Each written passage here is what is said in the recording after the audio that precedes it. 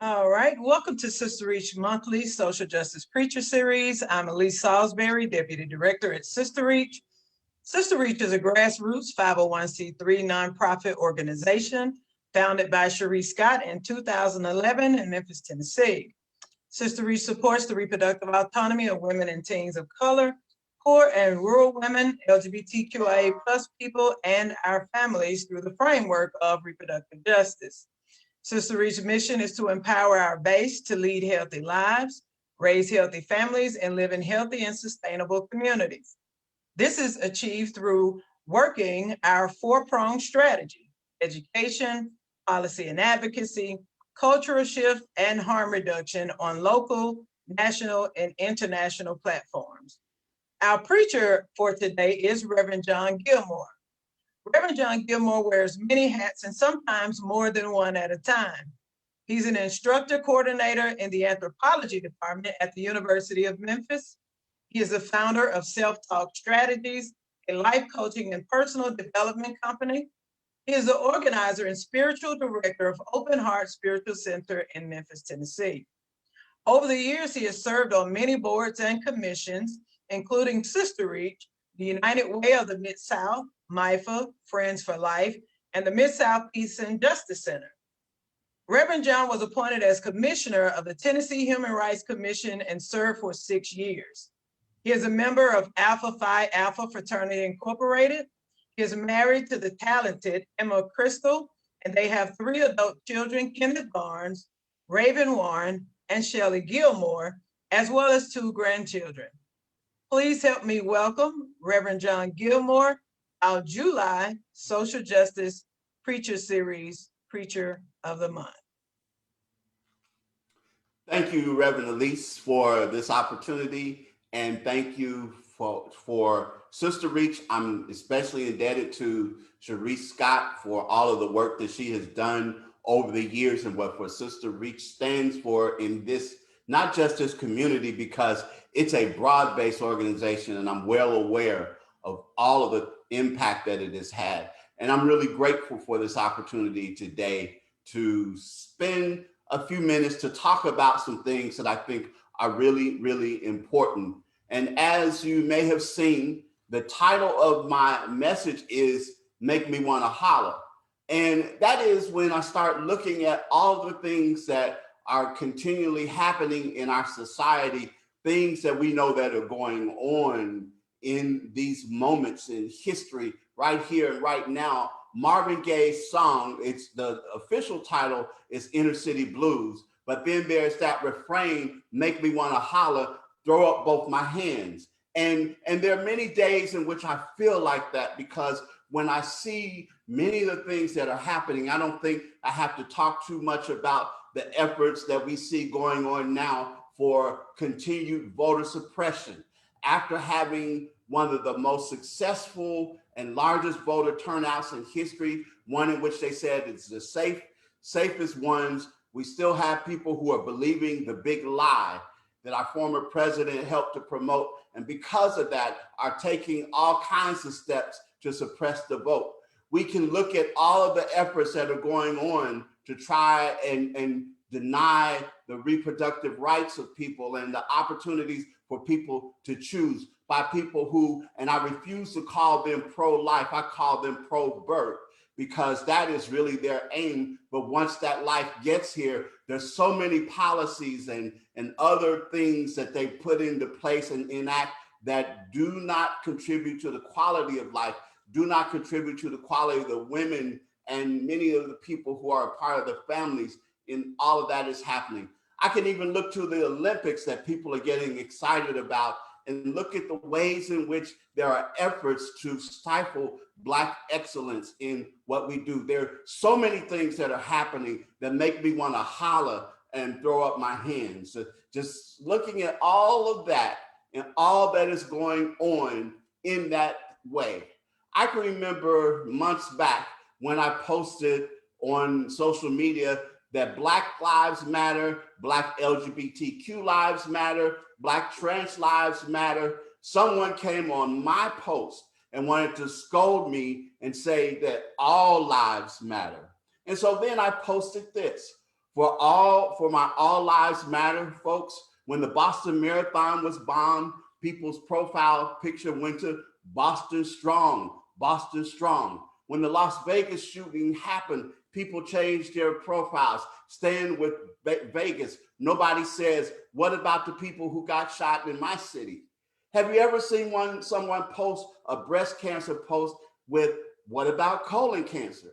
But for some reason, if someone says Black Lives Matter, then they try to turn it into the inclusive All Lives Matter. It's not an either or proclamation. When there's a crisis, we always rally around a particular group.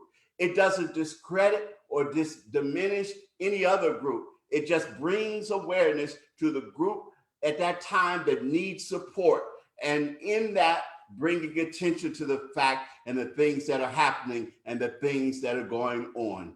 And I think that it's important for us to keep these issues in mind when we look at the gaslighting and all of the other things that are happening, as people who have been used to being in power are all of a sudden seeing people clamoring for and working for and reaching for equality. And it means they're having to let go of many of the things that they took for granted, that they also are being called into account for many of their actions, many of the ways in which over the time and over history, they've had an opportunity to have their foot on other people's necks and to do all of the things that have happened. And now as people are starting to wake up to that, and we've been waking up to that for a long time, but are becoming more vocal about it, becoming more organized about it, becoming more determined about it, and the threats that they feel and the ways in which they're trying to put all of these false narratives out there right now,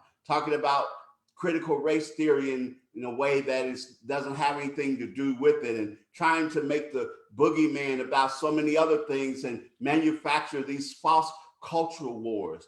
It's important for us in this moment to recognize and realize that we are at a critical moment in history, a critical juncture in history. But all of it is happening that's going on makes me want to holler and throw up my hands. But you know, I'm convinced that something's happening, that something is pushing its way forward to be waiting to be born. It is happening here and it's happening now. And I'm saying to pay attention to it. I'm saying that it is something that we need to pay attention to, because there is something that is birthing its way into being in this moment, in this time. And I think that we all can be a part of this and help to usher this in to bring about the birth of something new, something that is possible, something that is necessary, even if we are to move forward and do the things that need to be done in our communities, in our society, and even in our world. I remember years ago, I have to go way back to when I was in the first grade. And when I began in my class in the first grade, I was unable to read. They put me in the slow readers group, and I became destructive. I became destructive because I wanted to be acknowledged, but I was somehow placed in a group, and being in that group put the label on me that I was inferior in some way to the rest of the people in my class, that I had little hope compared to the rest of them and all of that. So I became a troublemaker. And a part of it was because being in that group made me, in many ways, even though I may not have been able to articulate it at that age, but it made me feel as if my humanity was put into question. My humanity was put into doubt. But there was something inside of me that was intent on asserting my humanity. And even though I might not have felt empowered in that time and in that moment to holler, it was there. There was something that drove me forward. And I think that what we're seeing, that even as there are attempts to put people in certain categories, in certain groups, there is that drive inside of each and every one of us, that appeal that's in each and every one of us, that asserts our humanity and says we are here and we are full humans and we are part of this understanding and this awareness. Worldwide attention is being placed on the things that are happening for us in this day and time. And I think that it's important for us to remember that justice will not be served until those unaffected are as outraged as we are. It's so very important. And I say all the time, I'm a part of the New Thought Ancient Wisdom tradition. That is where I serve as a minister and a pastor and a spiritual leader. And as a part of that, I often say that we cannot live in a bubble. I will be honest that in my particular spiritual philosophy and tradition, there are people who attempt to do what I call a spiritual bypass. And that is because what we emphasize in New Thought, Ancient Wisdom is the fact that our minds are very powerful in creating our experience, that what we see is that, and that because we are experiencing the divine moving in, through, and as us, it makes us powerful to be able to do the things that we do here in this life.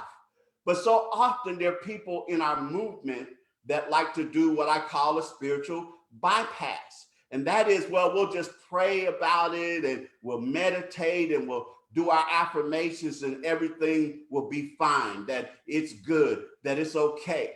But I think that it's important for us to understand that to be able to look a discordant fact in the face and know that we can change it. That is what one of the pioneers in this movement says. And it's important for us to know that in this moment, and I think it applies not just to the New Thought, Ancient Wisdom tradition, but to all people of faith and beyond, that something new is pushing through.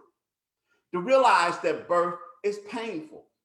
And what ours to do is to make room for it, to welcome it, even though this process is painful. And a lot of what I see happening around us, I believe, are the birth pains that are taking place. That as we are making this shift in society, as we are moving forward to give birth to a new place, a new awareness, a new understanding, a new way of going about things and being about things, that things are happening.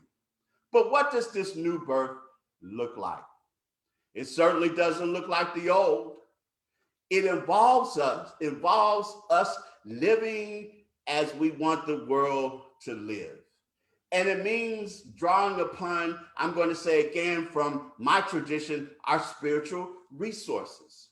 That we find our way to pray through this. Yes, because I do believe in the power of prayer, and we use something called affirmative prayer, but we pray our way through this with appropriate action.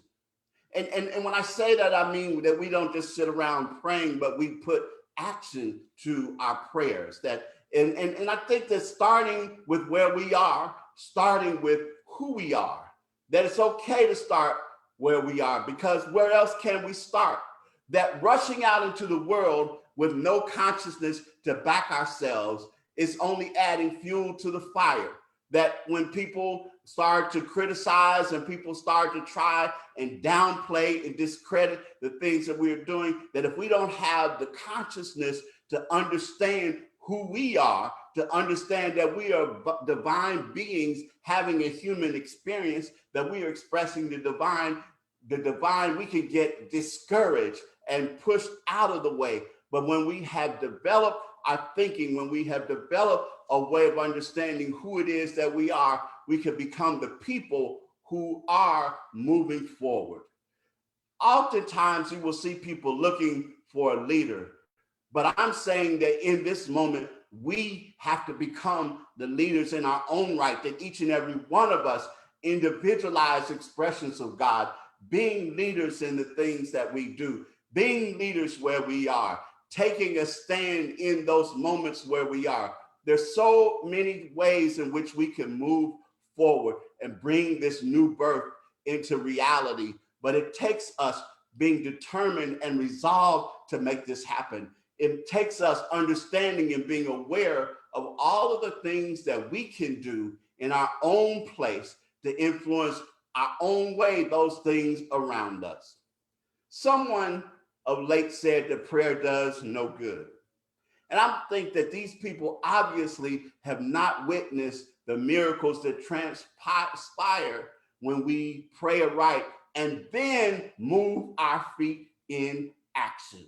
Because what prayer does is it sets the scene for our intentions to move through the law into action. That's a new thought, ancient wisdom, metaphysical phrase. But basically what it does is it means that we become empowered. We bring the full presence and power of God into situations or circumstances in order to be able to move, in order to be able to work, in order to be able to demonstrate and protest when needed, in order to call for change, in order to speak, stand to speak boldly, even our voice might shake, but be able to stand and continue to speak and to speak and to speak. And I don't like to say speak truth to power. I say speak truth from power to those forces and those people who would attempt to deny and try to put themselves in place as pseudo power, because there's only one presence and only one power in the universe, and that is God. And standing as God's representatives, standing as God's people, standing as God's expression here on earth provides us with an opportunity to do that, to speak and to know who it is that we are. Their prayer opens our portal of intuition and lets us know what is ours to do, that we become directed in the things that we do.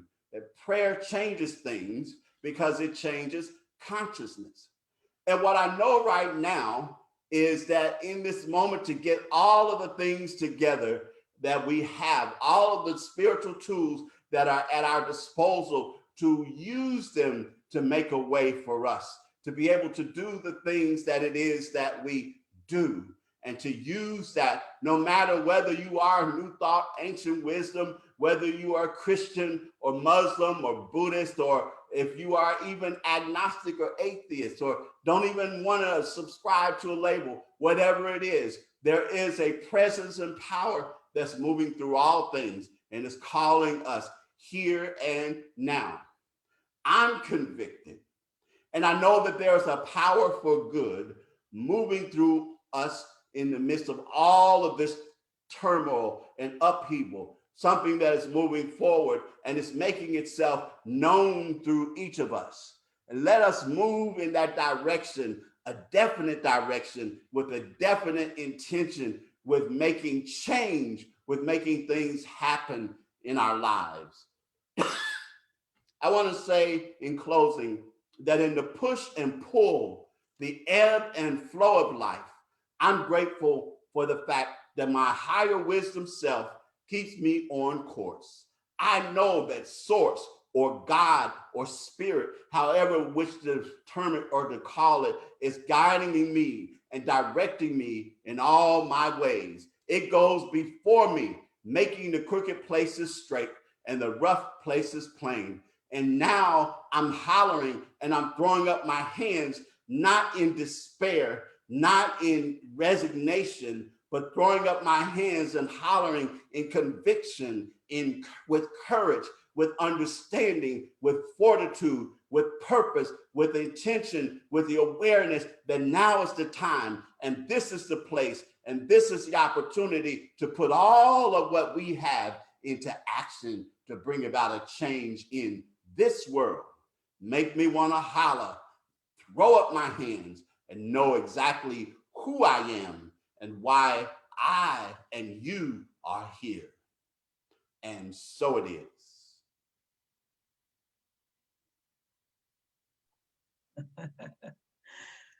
Wow, Reverend, thank you so much for that.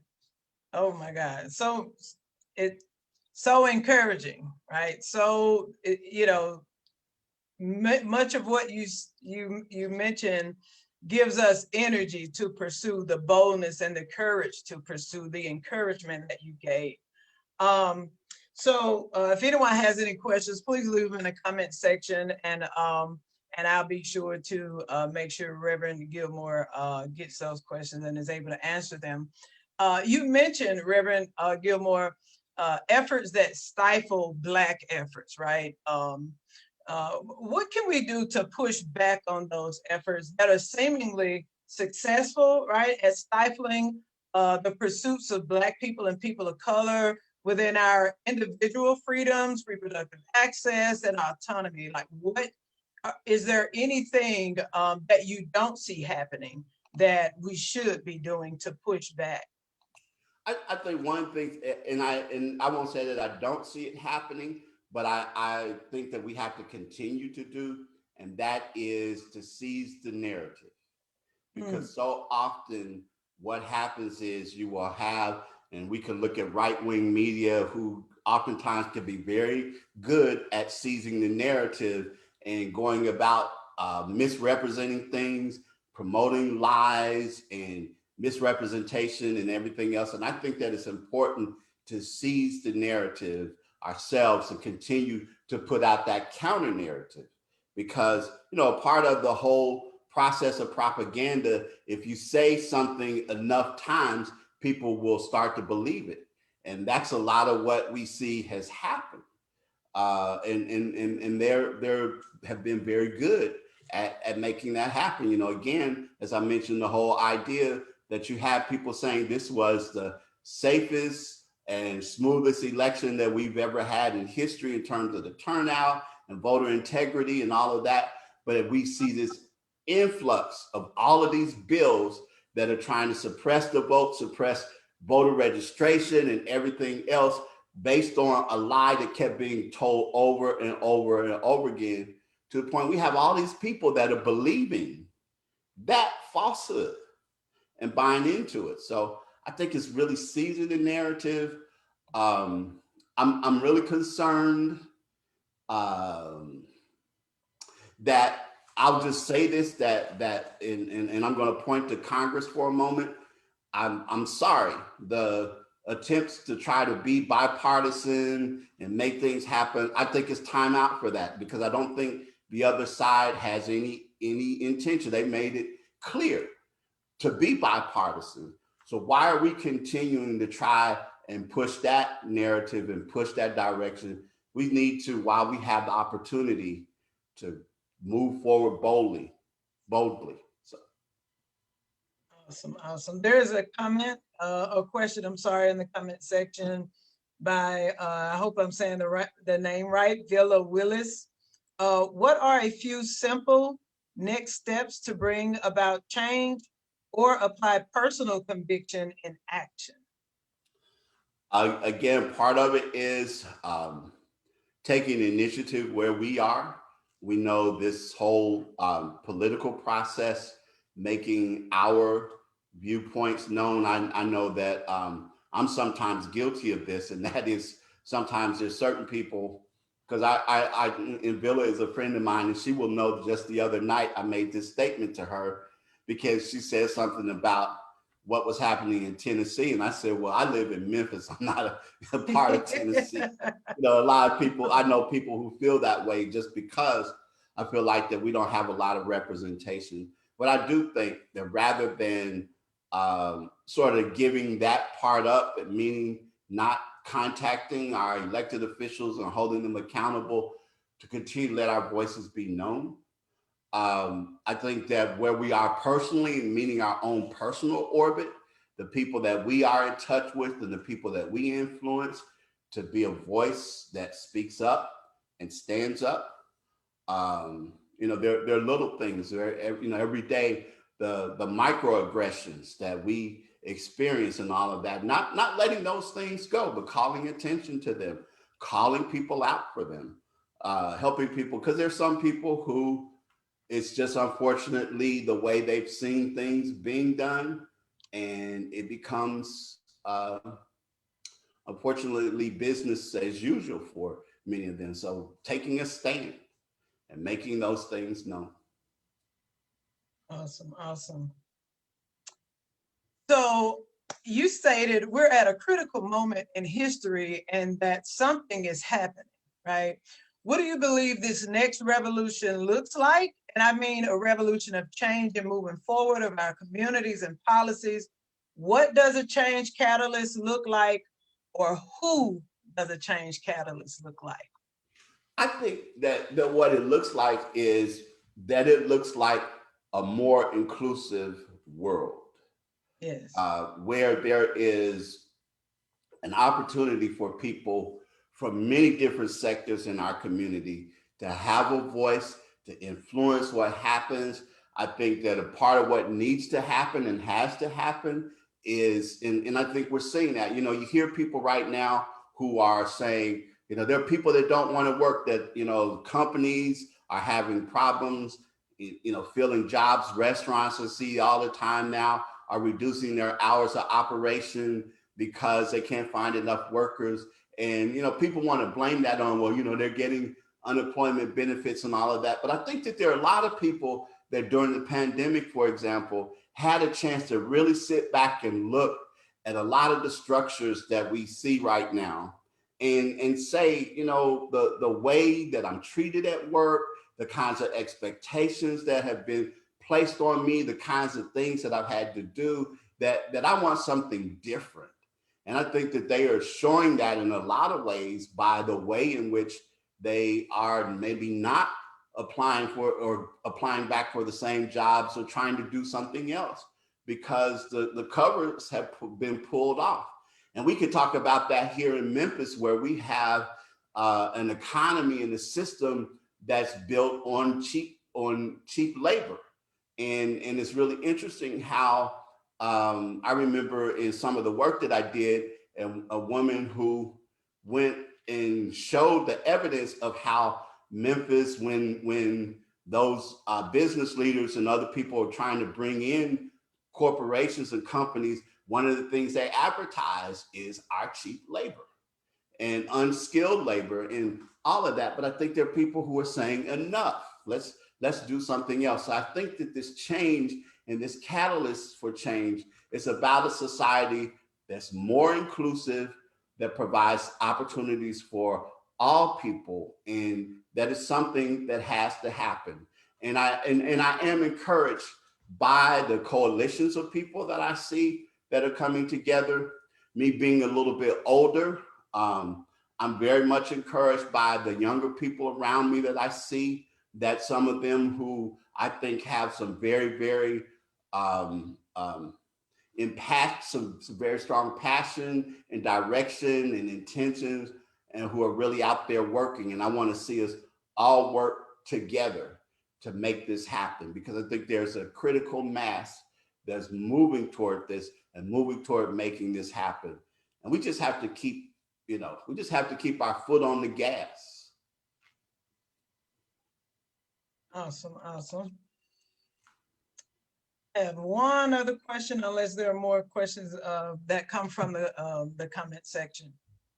So I thought something that you said was very interesting in the context of spirituality. You spoke of the spiritual bypass, right?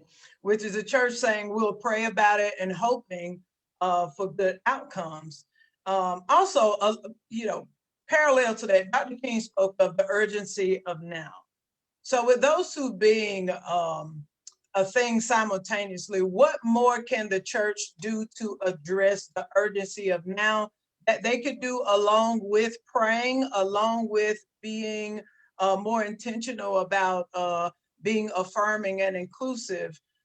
So we know that faith without works is dead also, right? So what works can the church do to help advance human rights for all that may be outside of the confines of doctrine?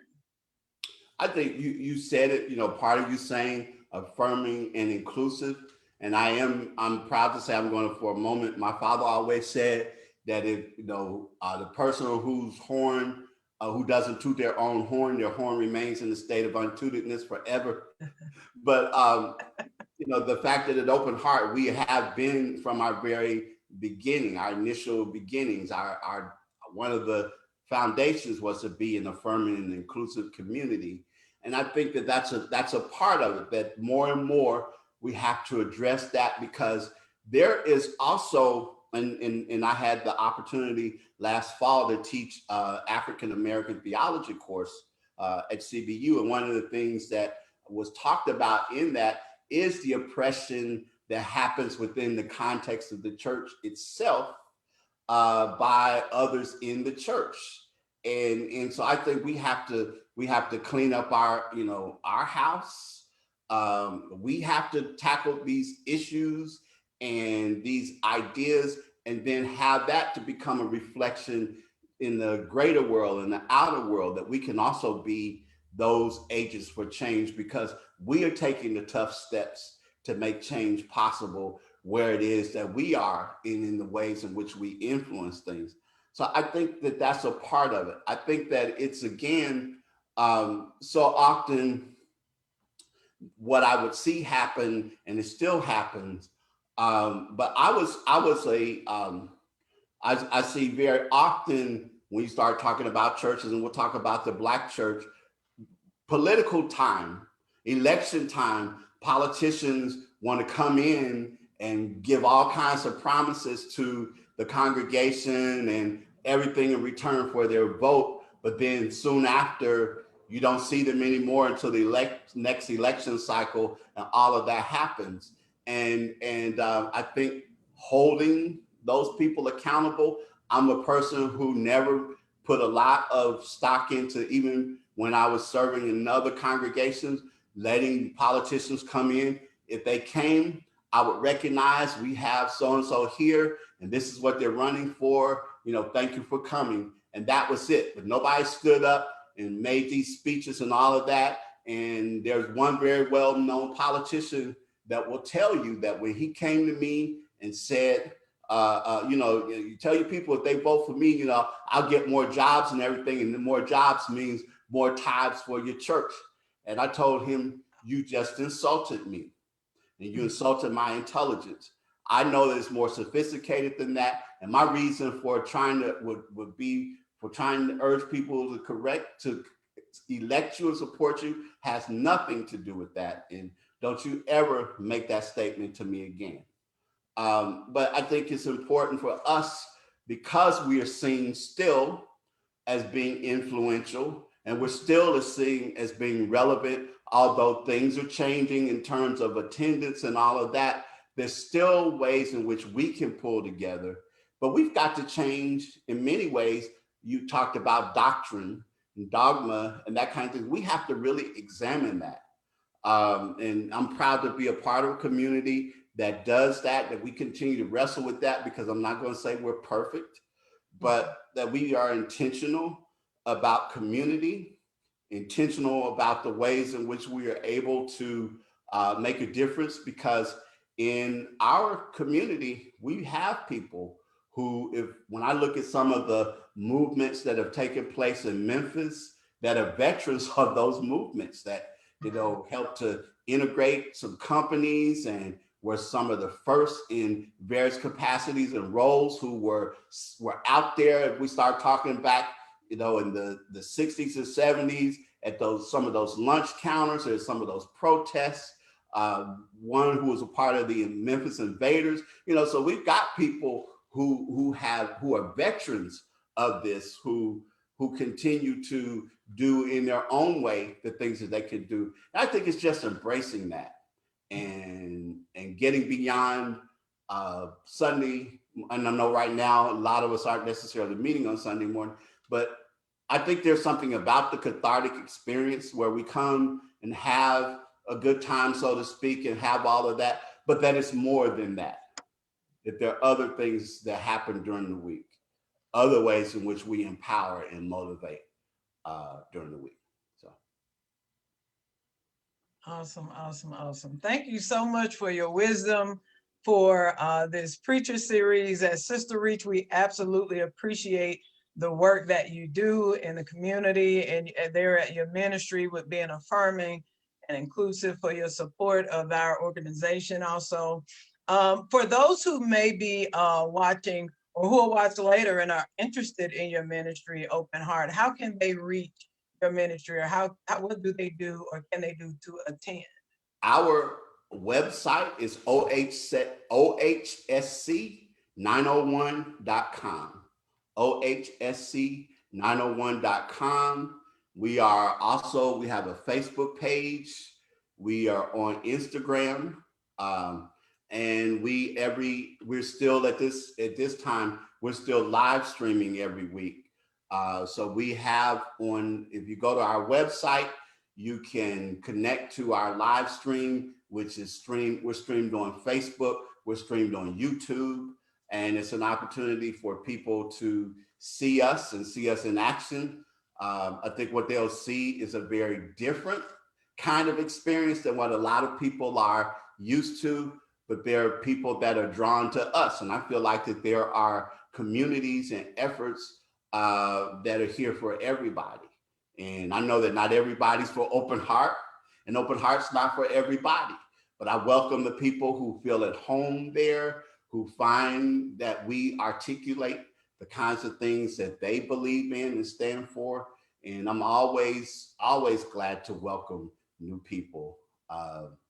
One thing that people say, and when we finally do at some point come back together in whatever way that will be, we're going to continue to live stream, but people will tell you one of the most loving communities that they've ever experienced is Open Heart. Awesome. And thank you so much again for accepting our invitation for a great preacher series and encouragement and that extra push in the back for those who, who desire to be active, and for those who are already advocates and activists that are on the scene. Thank you all for joining us today. Thank you, Reverend Gilmore, again, for joining us for Sister Reach monthly social justice preacher series this month with Reverend John Gilmore. Until next time, thank you all again. We appreciate your presence. We appreciate your support. If you'd like to give to our organization, you may do so at www.sisterreach.org. And there's a donation tab where you can do that. And again, until then, we'll see you all for this is July, for our August Social Justice Preacher Series next month. Thank you again, Rev. We absolutely appreciate your sermon today. You all have a great day and be blessed. Thank you for having me. Yes, sir.